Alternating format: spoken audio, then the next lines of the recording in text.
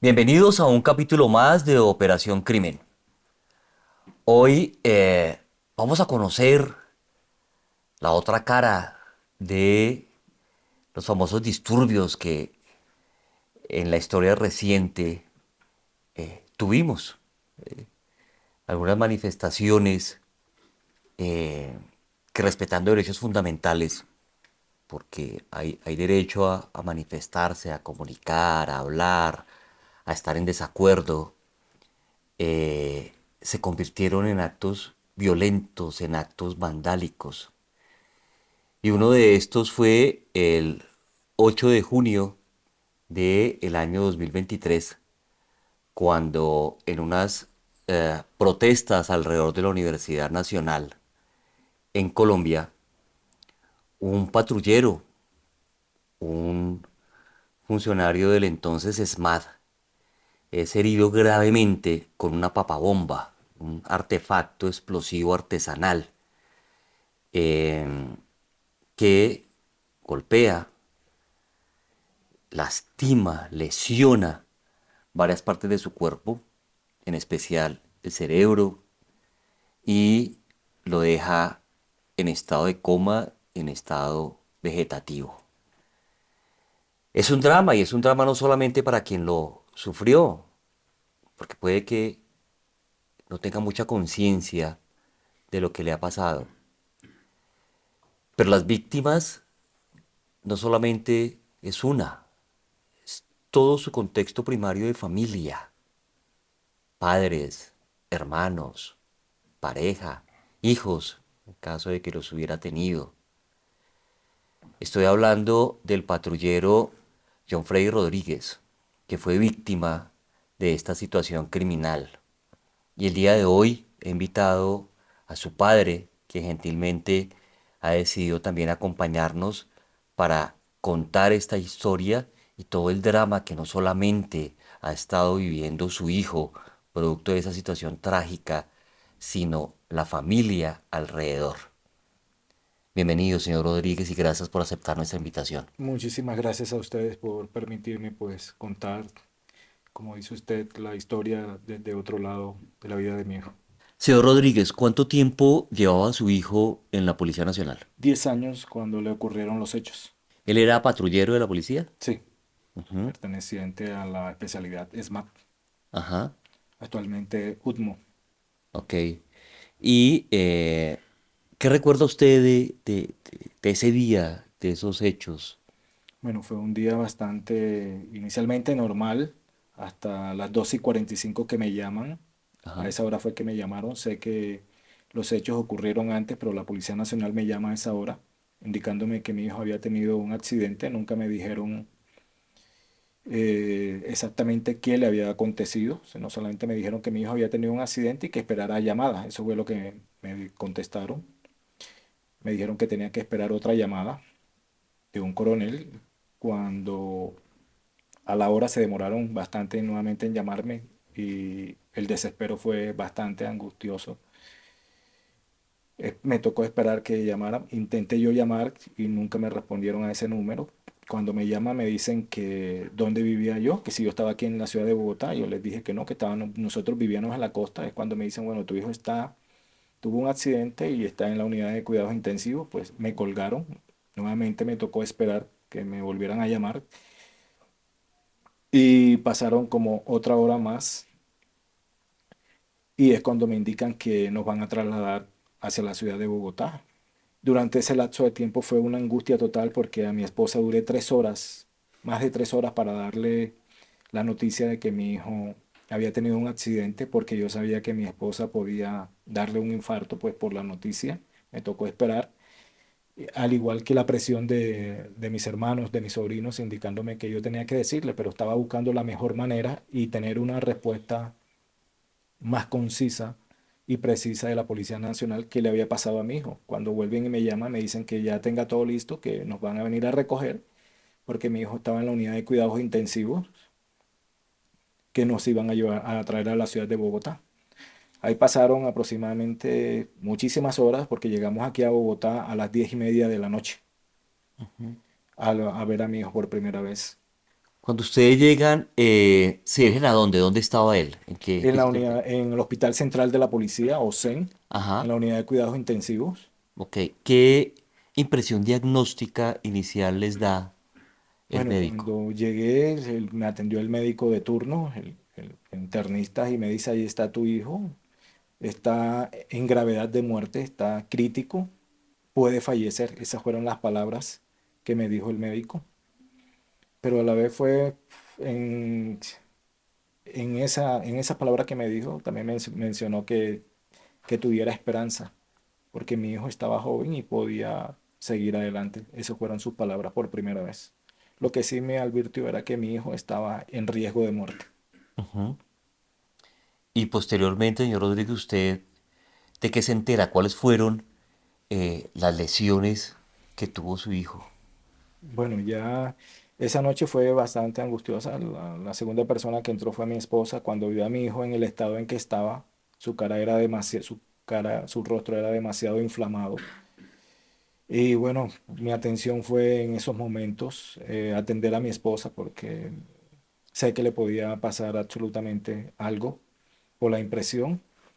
Hasta el día siguiente es que ya me entero, obviamente, que realmente le había pasado a mi hijo, ¿Qué le dicen concretamente? que había sido lesionado con una papabomba o lo que le llaman un artefacto explosivo, Ajá.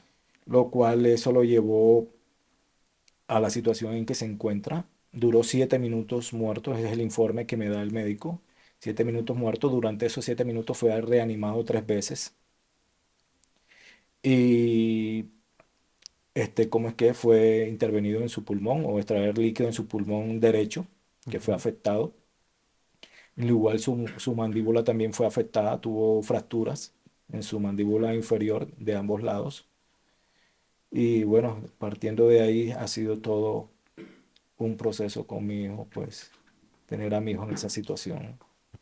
¿Cuánto tiempo en la unidad de cuidados intensivos estuvo su hijo? Mi hijo duró aproximadamente 30 días en la unidad de cuidados intensivos. Los primeros 15 días fueron críticos porque todos los días me daban noticias nefastas, todos los días. No había ningún día que me dijeran, tu hijo está bien. Todos los días eran noticias nefastas durante esos 15 días, indicándome que mi hijo podía fallecer. De hecho, hubo una intensivista que me dijo que mi hijo nos llamó, me citó a mi esposa y a mí, el cual yo le dije que no le diera la noticia a mi esposa, que me la diera solamente a mí. No quiso. Entonces, para que me dieran la noticia esa tarde, me indicó que si ella no entraba, no me daba la valoración de mi hijo. Entonces, me señaló por medio del vidrio, ahí está tu hijo tiene muerte cerebral. Mi esposa, apenas que escuchó muerte cerebral, se desplomó. Y bueno, me dolió fue que esa doctora no fue sensible, porque le dije que no me diera esa noticia delante de mi esposa. De igual, eh, yo tenía la certeza y la fe que mi hijo podía salir de ahí. Y bueno, si hubo dado el caso que hubo muerte cerebral, pues ese panorama cambió, porque después días siguientes, días previos, mi hijo fue mejorando en cierto sentido. De hecho, le fue quitado toda su ventilación mecánica que tenía y fue ya empezó a respirar por sus propios pulmones. Hasta la fecha, mi hijo no necesita ningún tipo de oxígeno auxiliar para respirar, respira por ambos pulmones. Solamente tiene oxígeno para que le lubrique su tráquea, es lo que me dicen los médicos. Señor Rodríguez, lo que usted ha mencionado me hace a mí pensar varias cosas y una de esas es, con todo el respeto que siento y la admiración por los médicos, en especial por la forma como cuando vivimos la pandemia, fueron sin lugar a dudas héroes en todo eso que tuvimos que vivir y padecer a través de la pandemia del COVID-19.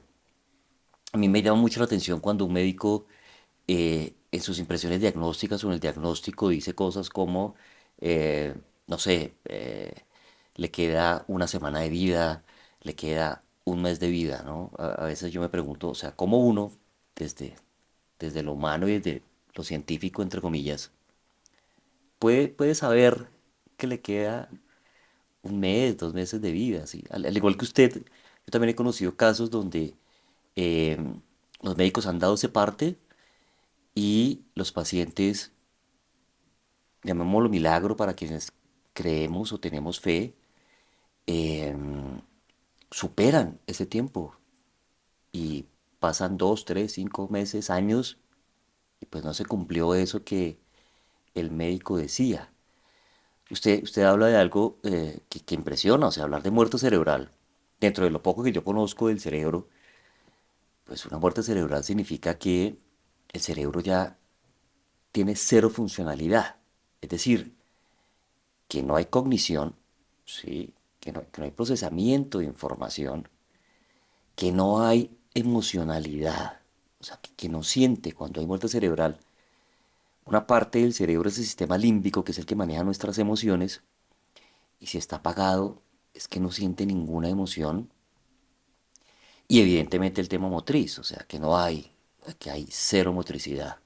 Y usted da cuenta, da testimonio de que no solamente su hijo supera una situación crítica de muerte, sino que adicionalmente ya no se necesitan unos elementos externos para ayudarle, por ejemplo, a respirar. ¿M? ¿Le hicieron traqueotomía? Sí, exacto. Ujú. Ok.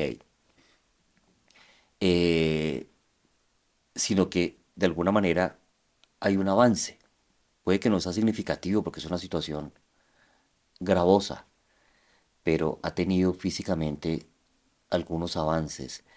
¿Cómo han sido esos avances? Los avances para nosotros han sido bastante significativos, progresivos, lentos, pero seguros, como Ajá, le digo yo. sí.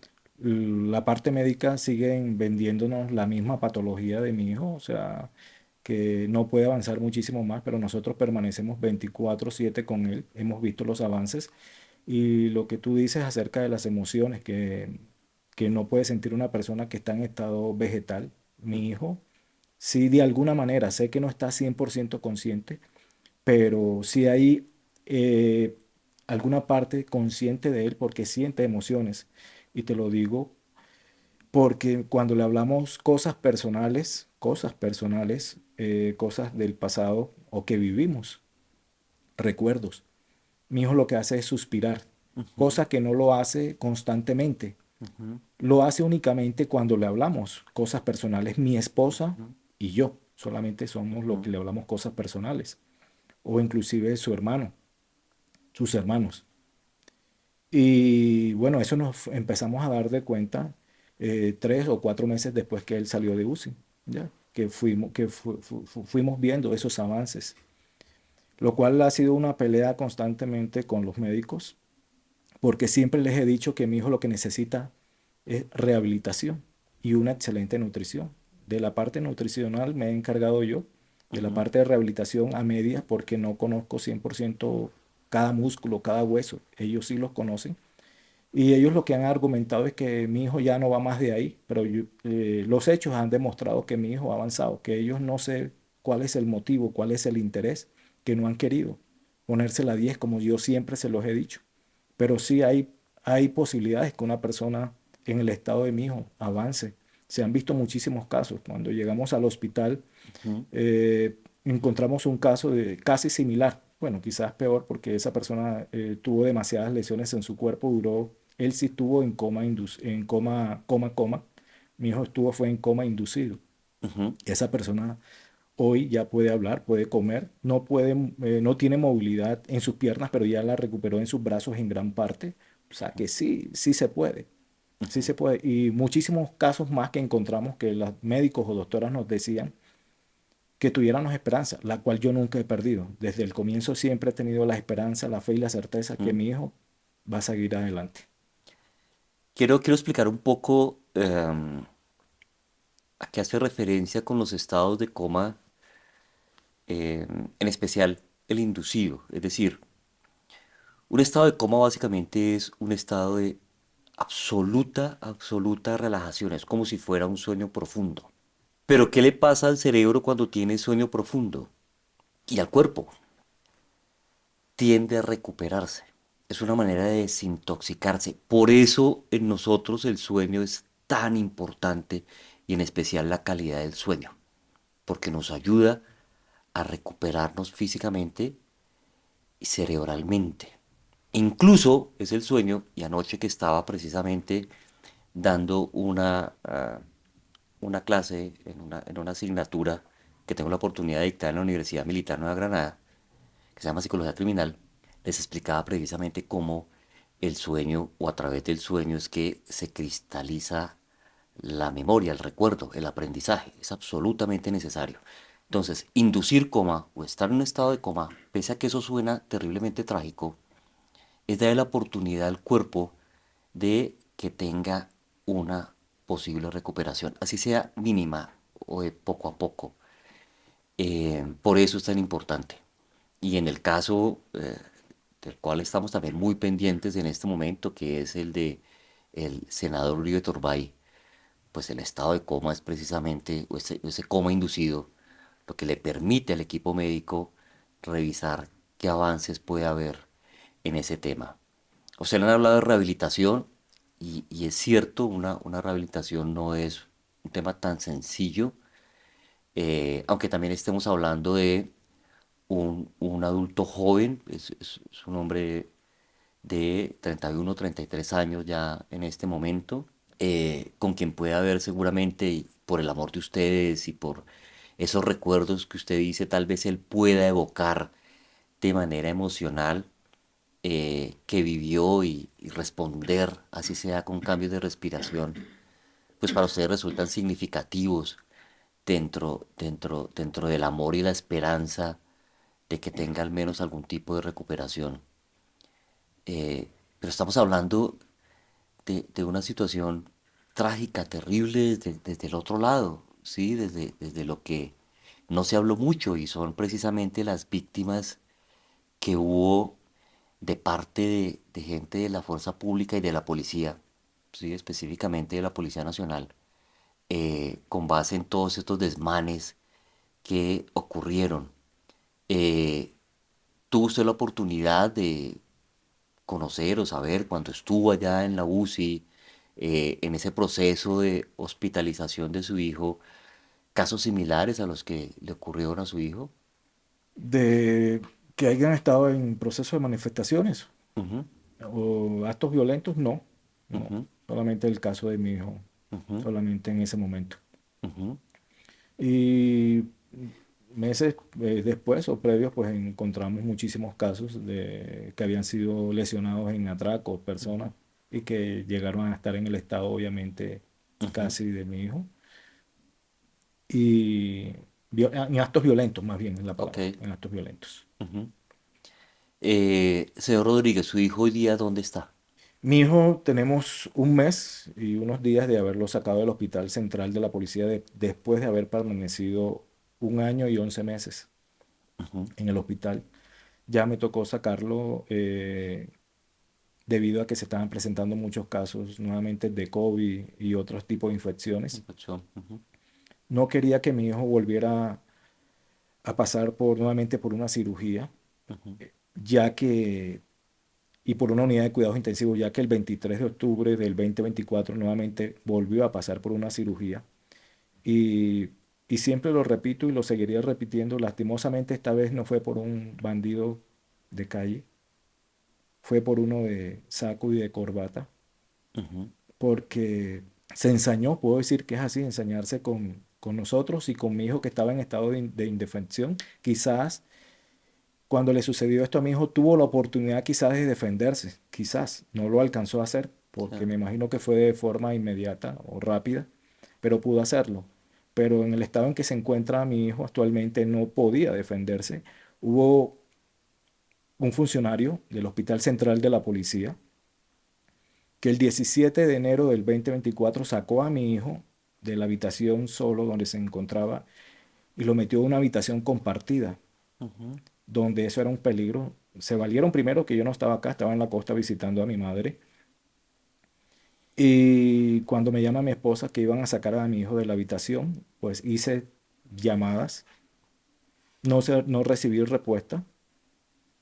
Y en última le dije a mi esposa, bueno, ya nos toca esperar y vamos a ver cuando yo llegue, pero que va, fueron meses luchando para que sacaran a mi hijo de esa habitación porque yo sabía Ujú. los riesgos que mi hijo podía tomar ahí, porque a mi hijo lo he cuidado de una manera increíble, evitando, porque yo sé que en sus condiciones está totalmente vulnerable a coger cualquier tipo de virus o de bacterias, pero yo he cuidado a mi hijo de una manera impresionante y los hechos lo han demostrado.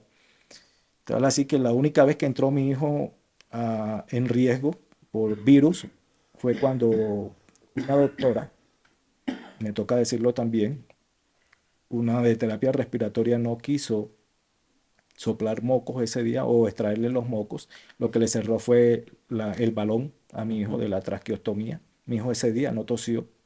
Una de las ventajas que ha tenido mi hijo es que él defiende sus vías aéreas, y no dicho por mí, dicho por las doctoras, por las Ajá. especialistas en, en la parte respiratoria, que mi hijo defiende sus vías aéreas o respiratorias, y esa doctora ese día no quiso lidiar con mocos y le tapó esa válvula. En la noche, cuando viene la última doctora de turno a hacerle las terapias, ella es la que se da de cuenta que mi hijo tiene esa válvula cerrada.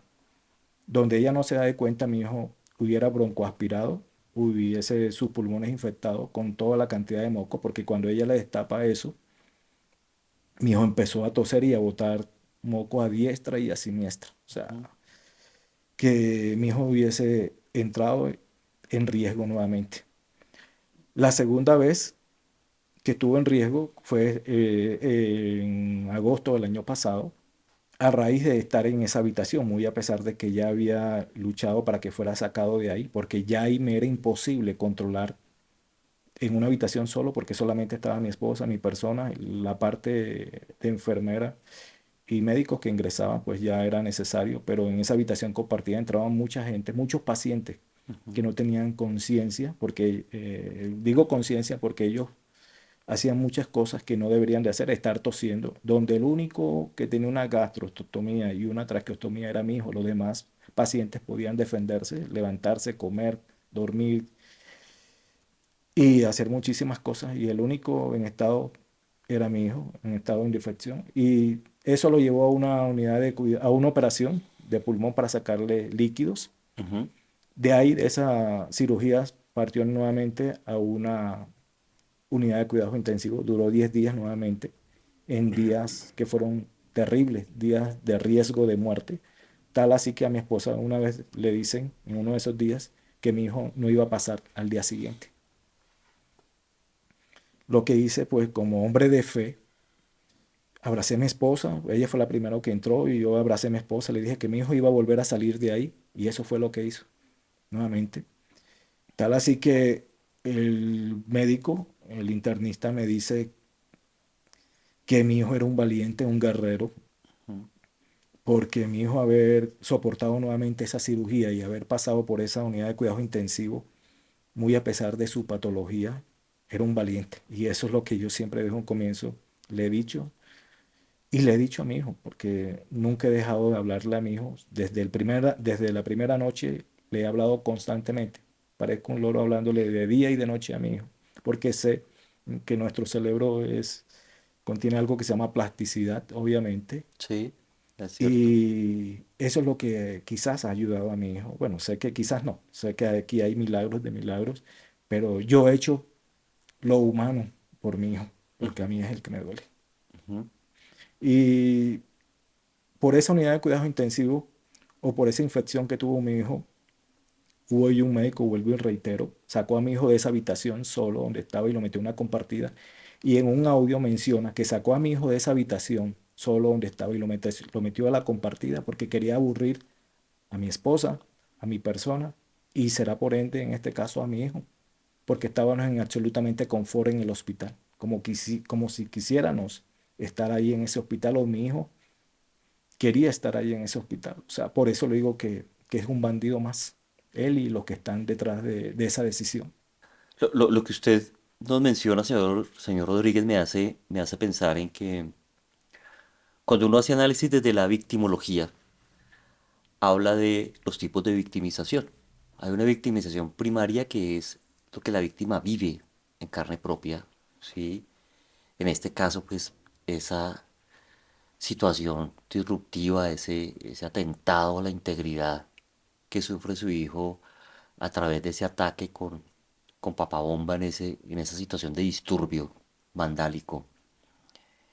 Eh, pero adicionalmente hay una victimización secundaria e incluso terciaria. La teoría dice secundaria es cuando la víctima recuerda o revive eso que le ocurrió, bien sea porque es citada en entes judiciales, hasta en una misma psicoterapia, en varios escenarios. Y la tercera es cuando las instituciones mismas vuelven a victimizar a esa víctima.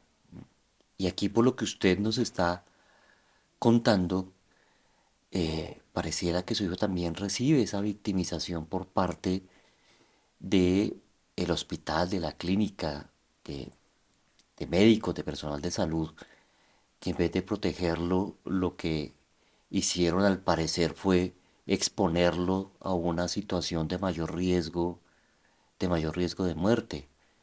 Eh, ¿Cuántas cirugías tuvo su hijo? Bueno, inicialmente tengo dudas con la de maxilofacial. De hecho, mi hijo tiene problemas con esa cirugía, pues cada vez que bosteza su mandíbula inferior se disloca o no queda en el sitio que es y es al comienzo no lo notábamos o no lo hacía, pero ya desde que lo llevamos, antes de sacarlo al hospital días previos, cada vez que ahora bosteza, su mandíbula se le corre y bueno, muchas veces él mismo lo hace, se la pone en su lugar, volviendo a abrir su boca. Otras veces me toca estar ahí sobándolo y manipulándole y hablándole para que él pueda hacerlo. Y su mandíbula nuevamente inferior queda en su lugar. O sea, con esa cirugía, pues yo tengo dudas, no sé si se la hicieron o no se la hicieron. Sé que le hicieron una extracción de líquidos por primera vez en UCI cuando duró los 30 días Ujú, y la que le hicieron el 23 de octubre del año pasado. ujú. Son dos. Eh, con referente a lo que dices acerca de la sensibilidad de otras entidades, lo que te dije apenas o lo que te mencioné apenas es un 1%. A nosotros nos pasaron infinidades de cosas en ese hospital. O sea, infinidades que en este programa no alcanzaríamos a contártelas, de verdad. Recuérdenos solamente una de esas situaciones cómodas. Otras. Hay otra que tiene que ver con el oído de mi hijo. Su ojo derecho, esa fue, me enteré hace poco, su ojo derecho, su oído, perdón, su oído derecho, Ujú, ya sabíamos que obviamente que por la explosión iba a tener algún daño.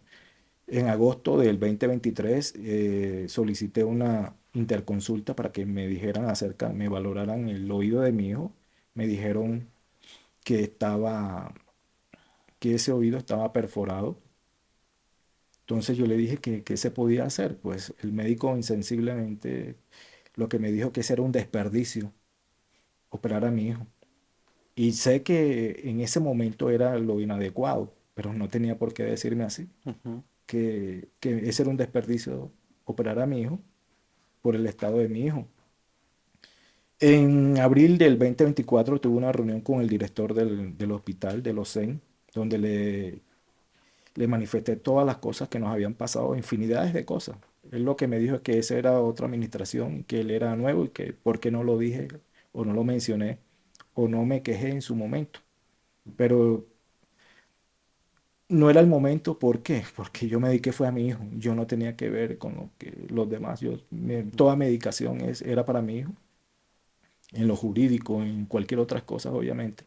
Cuando ya mencioné el tema al director del hospital, me dijo que era demasiado tarde. Entonces me mandó fue al otorrino por la noche para que le revisaran el oído a mi hijo. Y entró, lo revisó y me dijo que su oído derecho lo tenía mejor que el izquierdo. Yo creí, como profesional, le creí. O sea, me alegré. Ujú. Y hasta hace unas semanas que le hicieron una valoración a mi hijo, el médico me dice que ese oído está totalmente reventado, que está dañado. O sea, que lo que ella me hizo fue un engaño. O sea, no fue éticamente profesional. O sea, me engañó. O sea, mire todo Claro. lo que ha llevado a eso. Señor Rodríguez, tengo entendido que más o menos un mes después hubo un par de capturas de dos sujetos que tuvieron responsabilidad con lo que le pasó a su hijo, uno de ellos con el alias de Pirulo, si mal no recuerdo, y otro sujeto con otro alias. ¿Qué ha pasado en ese proceso penal? Bueno, de ellos solamente tengo conocimiento de uno, que es el que asistimos a audiencias con él en el proceso. Directamente hablé con el papá en agosto del 2023, o sea, insinuó para que hablar con nosotros. Yo le permití, él fue al hospital, entró a la habitación a ver a mi hijo. Ujú, Lloramos los que estábamos ahí, mi esposa, mi persona, la acompañante de él y él inclusivamente, el papá del muchacho, ujú. donde nos pedía perdón. Hoy en día, pues se lo he dicho a él públicamente en las audiencias, que él lo que fue hacer investigación, porque es abogado penalista, él es el que está defendiendo al hijo, fue Ujú. a investigar cómo éramos nosotros o no sé qué más. Se lo he dicho a él mismo, porque hubo un engaño de parte de él, el cual no quiero mencionar acá. Ujú. Y bueno, lloramos. Me mencionó que el hijo de él no había sido. Yo lo que le dije en su momento que eso yo no podía determinar eso, ni él tampoco, que ya era la justicia la que iba a Ajá. determinar quién era el culpable. Él siempre ha mencionado, inclusive lo sigue haciendo, que el hijo Ujú. no es el culpable. Y bueno, en esa charla que tuvimos, me mencionó que el hijo no pertenecía a esa Universidad Nacional, que iba a estudiar en ese semestre en la Universidad San Martín Medicina. Ujú. Y que el hijo no era pues el que había hecho lo que le hizo a mi hijo. ¿Y en proceso en qué va? Es decir, Bueno, ya. él fue condenado en noviembre del Ajá. 2023 a 10 Ok. años y 6 meses. Actualmente esa es la condena que tiene. Me parece muy poca para lo que le hizo a mi hijo. Ujú. Y sigue, siguen pues en la misma tónica en una de las audiencias que creo que fue en agosto del año pasado, sino, o en enero, no me acuerdo, de este año. El juez dio una pausa y para que, como era virtual obviamente, para que ya cada uno pues tuviera un reposo y habláramos. Y los vi a ellos, al papá y al hijo, irónicamente burlarse, diciéndome Ujú. que, o sea, ese es por el tema de la reparación, de la Sí. reparación integral, Sí. diciendo que pues obviamente que burlándose, donde le dice, no, bueno, él le dice al hijo, al papá, papi, yo voy a estudiar aquí y va a ser menos, o sea, indicándole que, o sea, que él estaba totalmente relajado ahí donde está, porque así lo es. Él Ujú. está totalmente relajado, él puede comer, puede vestirse, puede hablar, puede caminar y hacer todo lo que hace, pero mi hijo no lo puede hacer. Ujú. Mi hijo siempre, hasta el momento, necesita de nuestra ayuda permanentemente. ¿Y en esa etapa de reparación hay alguna oferta de la contraparte para, por lo menos, lo que dice la justicia? Obviamente no se puede devolver una vida, no se puede sacar de alguien de un día para otro en el estado en el que se encuentra su hijo, pero por lo menos para resarcir el daño. Bueno, lo que él siempre ha manifestado, cosa que no lo hizo al comienzo cuando habló conmigo en el hospital, en la habitación de mi hijo, me dijo que él, si él iba a hacer todo lo posible por la reparación, que si le tocaba vender sus vacas y sus vaquitas, así literalmente me dijo, pues iba a ayudar, que es algo que no se puede hacer. O sea, no hay ningún dinero en este mundo que pueda Así es. resarcir el daño físico para mi hijo, emocional y para nosotros como familia, porque no solamente soy yo el afectado, detrás de mi hijo hay muchísimos, mi familia, tanto de mi parte como de mi esposa, afectados por la situación. Ujú. Entonces es lo que ha manifestado obviamente que no tienen recursos y que ya él es mayor de edad, obviamente, y que el que tiene que responder es él, pero como él no tiene bienes, ¿cómo lo va a hacer? Eso es lo que se ha dicho, pues obviamente, en las audiencias. Ujú. Y actualmente, obviamente, se está llevando una conciliación entre abogados. Yo no me he dedicado a eso, le digo Ujú. sinceramente, porque toda la atención ha sido para mi hijo. física, emocionalmente, espiritualmente y económicamente, que ya hoy en día pues está por el suelo. Yo todo se lo he dedicado a mi hijo y por mi hijo pues voy a seguir haciendo. Y tengo entendido, señor Rodríguez, que John Freddy es su hijo mayor y que usted tiene dos hijos más, Sí, ¿sí? Agradezco inmensamente que haya venido a contarnos esta otra cara de la moneda, como lo digo yo, eh, que es parte precisamente de esas situaciones de violencia que a veces se enmascara dentro de protestas y otro tipo de contextos. Y la violencia, la violencia siempre llega a esto, a situaciones trágicas. Eh, los mejores deseos para la salud de su hijo, para ustedes que también son constituidos como víctimas de esta situación. Mucha fe y fortaleza. Y gracias. mil gracias por haber asistido a Muchísimas este programa. gracias a ustedes nuevamente. Muchísimas gracias. Bueno, me presento, mi nombre es Freddy Rodríguez Peña, padre del valiente y guerrero hijo John Freddy Rodríguez, herido en la Universidad Nacional el 8 de junio del 2023. Yo soy Belisario Balbuena. Para más contenidos, síganos en todas nuestras redes digitales. Comenten nuestros programas. Yo los leo y en la gran mayoría con todo este equipo maravilloso que hay en Operación Crimen, tratamos de responder algunos de sus comentarios, inquietudes, en fin. Síganos en nuestras redes. Estamos también en Spotify. Y esto es Operación Crimen.